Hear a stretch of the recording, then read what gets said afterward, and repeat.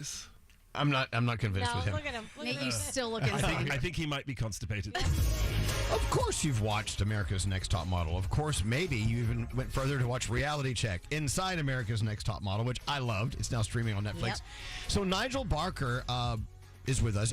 How long were you on Next Top Model? Pretty much forever. Here, A complete generation. I think I was on from 2003 to 2012. that is forever. Yeah, pretty much. I mean, It's 10 TV years. land, that's forever. Yeah, 18 seasons. Wow. So you were there from the second cycle? Second cycle, exactly. Wow. Look at you, giving the vernacular. The vernacular. So Nigel, of course, does many other things. He used contacts in his mind and his heart and his passions to do other things, other projects like furniture design and. I've done all kinds of things. I mean, I think at the end of the day, guys, do you want to pigeonhole yourself? Oh God! Or do you want to give yourself an opportunity to do If no one's watching, I'll be at home pigeonholing myself. I'm sure you will, Elvis. Elvis is still in the house. I know. Part of me never came to work. Hey, but Nigel also has this new venture from the Barker Company, his espresso martinis. It's America's next best espresso martini. What's the official name? We joke with it and call it America's Top Martini, but it happens to be America's Top Martini, joking aside. So I literally, obviously it's a playoff to some extent, but it has become now the number 2 most poured cocktail in America. Number 1 being? The margarita. There you go. But don't worry, folks. With Trump's tariffs, that'll soon be over. Oh. So Nigel, thanks for being here. Okay, we just lost half of our audience. No, they've got to I think that happened after your last conversation. All right, we're going to get into gay models in a moment, Nigel. Oh, geez. But Nigel, by the way, is 100% straight. Let me just say for the record. Even though you were eyeing Nate 100%. what a large number. Okay, let's talk about espresso martini. I just lost half of my fan base there, too. This is the worst.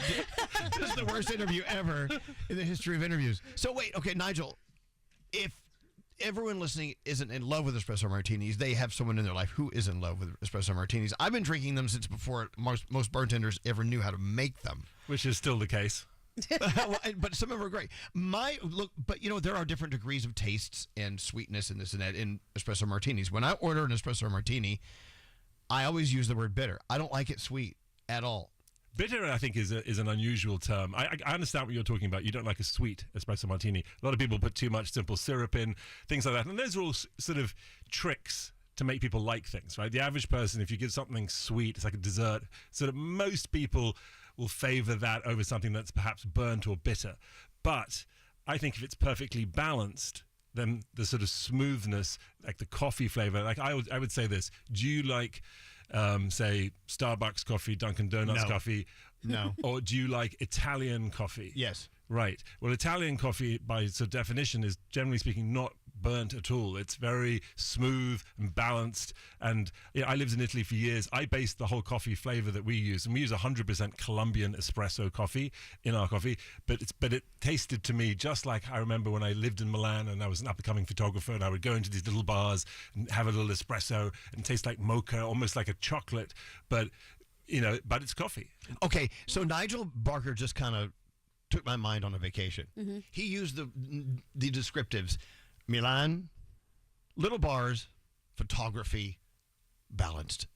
So everything so far making up a great martini or a espresso martini. I want to taste these though. Well, of course. So when I say bitter, I have to say that to some bartenders so they will try to take some of the sweet out, because they can also say a bit like a sort of a skinny margarita. There's a such a thing as I sort of think is a skinny espresso martini. We'll see.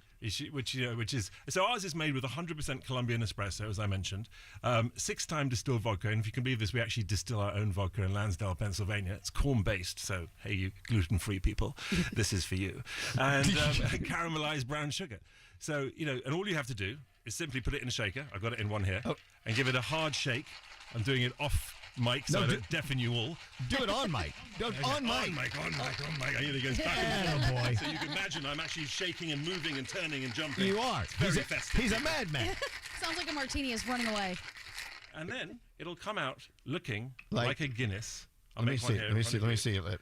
Oh, that's beautiful. Whoa. It has a beautiful caramel color. Yeah. But wait for it, because it takes about 10 seconds for it to sort of settle. Right. Then I'll go to a jet black, ebony It's bottom jet black to the bottom. with a white, crispy, beautiful crema head on top. Oh my God! You just described my date last night. Well, yeah. I would hope so. That's a good name for a drag queen, crema head. I met her last year, actually. It was, Oh, see how this one's coming together. Look at that. Oh yeah. And you got to put the 3 beans. You bring your so beans. I did actually bring my beans. I brought it all, but give me a second here. This is a BYOB show. Bring your own beans. Oops, but- I'm falling off my chair. It's all happening. Well, here. after several of these, you will. I always recommend people don't actually make their espresso martinis while sitting down. Much easier to do while standing. I also have, by the way, a cappuccino martini.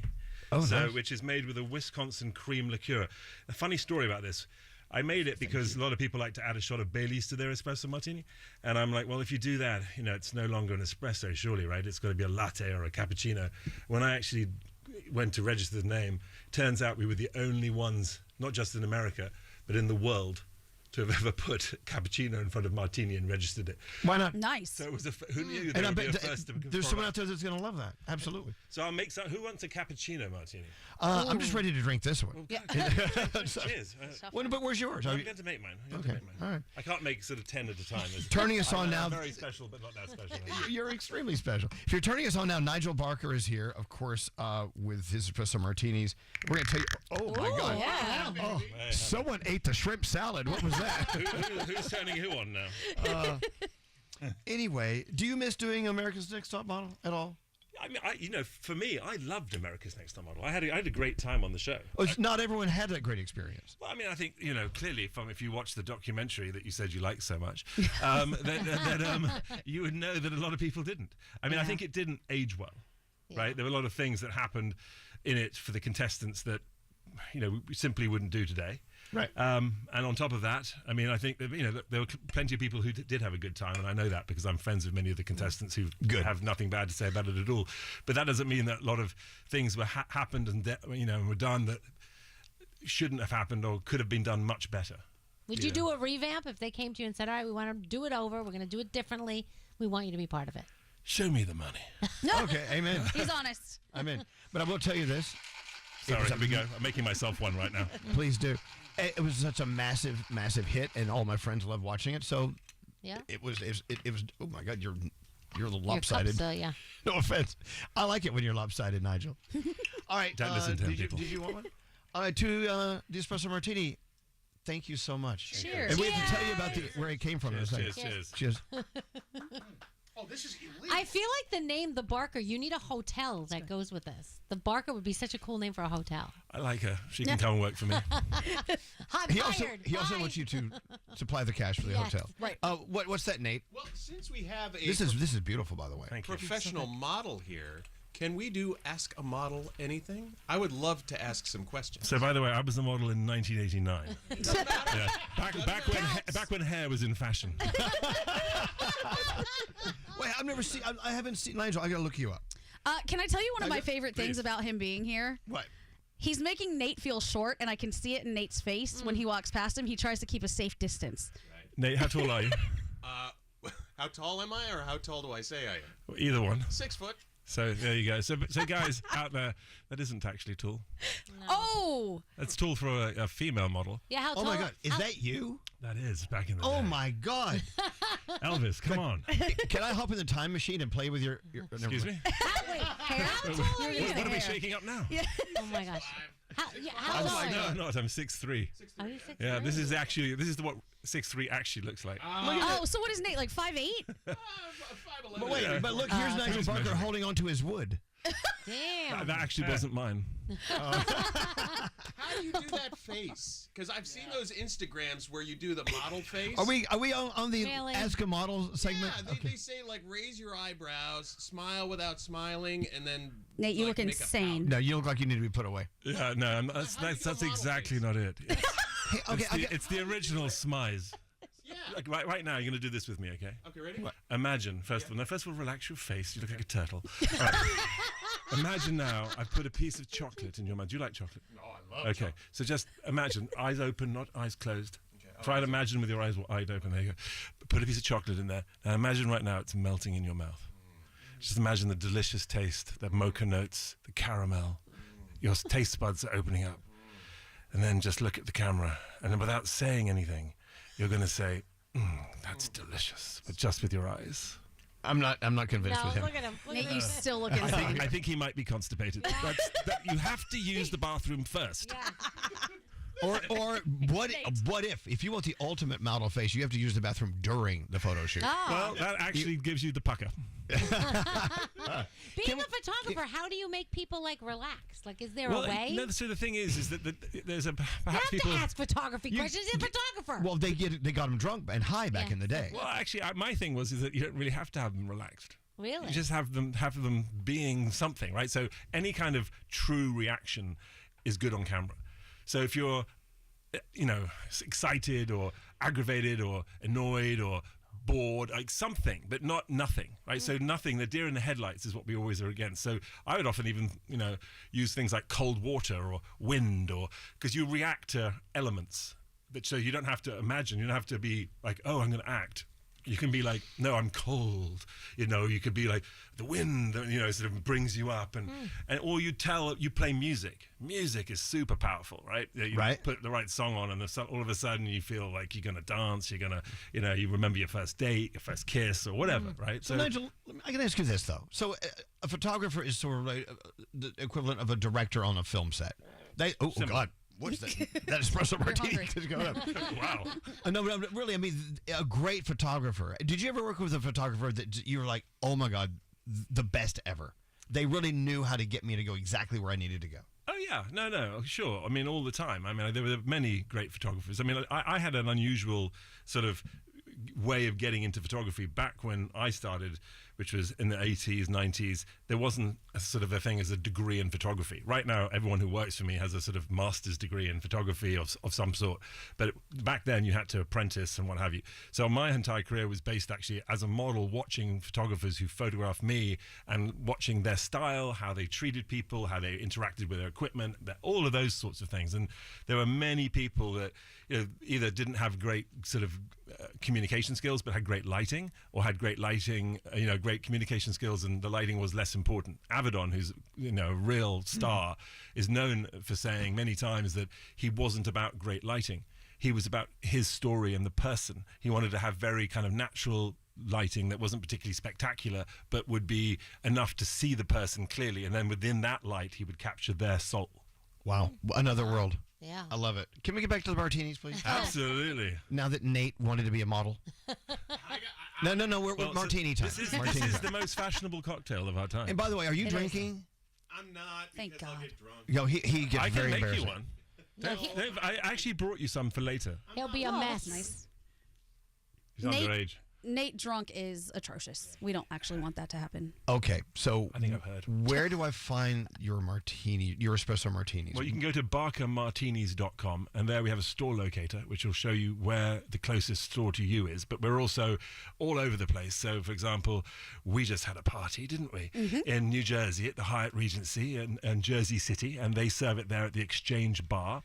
And you can get it all over New York City as well. So, we're sort of at Felix's on West Broadway, for example, at the Bowtie Bar in Times Square. This is a fun cocktail, but it's a hard one to make. This is very well balanced. Thank you. And I'm very, very picky. I didn't want to like this. No, trust me.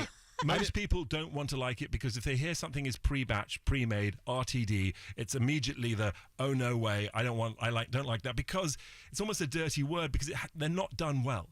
I had a podcast called The Shaken and Stirred Show. I did it for 135 episodes during the pandemic, and it became clear espresso martinis, super popular, not well made. You have to be a barista and a bartender. Most people are neither. And so then to be both was tough. This took me 2 years to figure out how to do. I went through 77 different coffees to get here. Wow. This is one of the only espresso martinis that's pre-batched that uses real coffee in the ingredients. And it was a labor of love. And I didn't want to do it, and I didn't need to do it unless I did it well. So, well, you did. Thank you. I got bad news. You did it. But it's all good. I loved it. Now, what other things, Gandhi, from the party with Nigel, do you recall as something you're like, God, we got to get him on the show and talk about that? Oh, yeah. I mean, he has really great stories as far as modeling. days, what Yeah. he Well, was Gandhi doing. was over the passed last- out in the corner of the party most of the time, so I'm not quite sure she really remembers This what is true. what I was talking about at all. Actually. But- Okay, well, let's talk about certain influences in your life. You actually gave a great example. He was talking about the influence Cindy Crawford had on his life, which I feel like is what a sentence to even be able to say. But how she I has know. It influenced sounds a you. little bit over the top, doesn't it? Or sort of slightly exaggerated, but true, I'm afraid. Just like most of my photo shoots on Top Model. So, I mean, like, Cindy's someone who I've known for a long time. I back in the day when I first started shooting, I would actually look around at other photographers and people in the industry and thought, how do you make this into a success? How do you scale your business? What do you do to make this bigger than just modeling or photography? And there were certain people who I could see, and I actually wrote a book about this called Models of Influence that was a New York Times bestseller, actually, and it was all about how models and people in the industry took their business to a whole new height. And Cindy was one of them who, whether it was through her furniture sort of business, or she obviously with her husband created Casamigos and with George Clooney and what have you, and so on and so forth. And I actually wanted to replicate what she was doing, and I originally started with trying to copy her furniture collection, and I created my own with a company called Art Van in the Midwest that she actually came over and launched for me in Chicago. And at the time was like, I can't believe I'm doing this. You're direct competition to me, and here I am launching your furniture line. And what she didn't know, obviously, she saw something in you she really enjoyed. well, I think she was being paid, and she couldn't really get out of it. It was contractual. But hey, I like that idea. Even though there is that. but we've always been friends. She's very sweet. She sends me Christmas cards. Likewise, we see her. Her daughter Kaya worked out in my gym, the Dog Pound, for years. And long story short, she was also, when I would shoot her, when I would be working with her, she would have Casamigos at every set. Right, so she would have it with her as part of her rider, even at 8 o'clock in the morning in the dressing room. And I'm like, well, this is amazing. She's really promoting this. And I thought, well, why shouldn't I get involved? But I wanted to have, a reason for being there, not just put my name on a bottle like so many people do. And so that's why I spent 2 years learning the industry, doing a podcast all about it. And clearly, a cocktail like an espresso martini, which is now the number 2 most poured cocktail, number 1 with women, number 1 with under 30-year-olds, but hard to do properly. Like, how do I do this so that I can do it well? And you do. It doesn't taste like a pre-batch at all. Not at all. It tastes really good. Thank you. And I didn't want to say that. I didn't want to like this. I wanted to pretend I liked it. I wanted to merely act as if it was fantastic. No, people literally taste it normally, and I have to actually tell people, like, don't call it an RTD, call it pre-batched or something, because it helps just change your mental focus about what it is. Because when you try it, the biggest reaction I get is people go like, "Oh wow, It is good. or "Oh something else," and they because they're shocked. Actually, shocked. So let's talk about the history of the espresso martini. Little known fact. So my podcast was called The Shaken and Stirred Show. It was all about the rumors, legends, and myths of the espresso martini, of cocktails. Actually, it turned out to be all about espresso martinis, because that's all anyone wanted to drink. But one of the stories, and the Italians will say this is absolutely untrue, and that they've been making espresso martinis for hundreds of years. The problem is, guys, that they didn't call it an espresso martini. They just simply called it coffee liqueurs and coffee cocktails of sorts, right? Different names. But the first one was apparently a supermodel walking into a bar in the early 90s in London, by the way, and asked Dick Bradsell, the bartender, to make themselves a cocktail that would wake them up and bleep them up, mess them up. She walked in and said, "All right, I need a cocktail that's going to wake me up or F me up." Correct.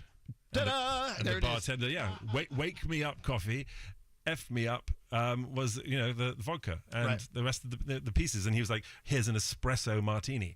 And so there's a little bit of provenance for me, being a British photographer, and if you look up this story or you Google it, you'll see who the supermodels are, and I have had the luck to have worked with many, so I kind of talk about this. Who was it? There's actually, and this is where the story becomes like potentially untrue, because if you look at the timeline, you're like, well, how could it be who they're suggesting? Because they would have to be underage to. Well, who is it? No, you have to look it up. Elvis. I'm No, not giving just tell me. No, you have to work for this. No. Sorry. Yeah, yeah, that's right. All right, you were nice enough to bring some incredible espresso martini here. I'm not going to force it anymore. I'm not going to. Can I say who it was allegedly? Who? I'll do the homework for you. Who? Allegedly, Naomi Campbell. Exactly. So the timeline doesn't work. Early 90s. She would have been 2. Well, she's the same. She's a little older than me, and I'm 54, right? So I think she's the same age as me, or something like that. So it's not her. It would be. It's. Yeah. I mean, it's somewhat possible, potentially in the UK because you can drink when you're 18. Yeah. So it's hard to know, but she don't, it's out there. So hey, If I was her, I would claim that every single day. well maybe she does. I don't know. Okay. So Nigel Barker, you've seen him. Now you can taste him, so to speak. That's a good way to If pitch you it. shake up the bottle, I appear. Exactly. Shake it up 3 times. If you really want him to do what you want him to do, put 3 beans on his head. Anyone? Why is it 3 beans, by the way? For luck. Is that what it is? Health, wealth, happiness, Father, Son, and the Holy Ghost, and the sort of informant, police officer, and criminal. Yep, whatever you want to do to line them up. Okay. I like that last one. So That's the Italian one. From the Barker Company, these espresso martinis are fabulous. Go online and do a search for, just do a Barker Company. Or what's BarkerMartinis.com, and you'll find everything. Do that, barkermartinis.com. You can buy them online, and you can find the nearest store to you. There's a store located, put in your zip code. I sure hope you brought an extra bottle for Big Daddy. Oh, don't worry. Those bottles are really cool. Everything about this is cool, and thank you for coming in today. We No, my appreciate it. pleasure. Thank you. Nigel Thank you. Barker.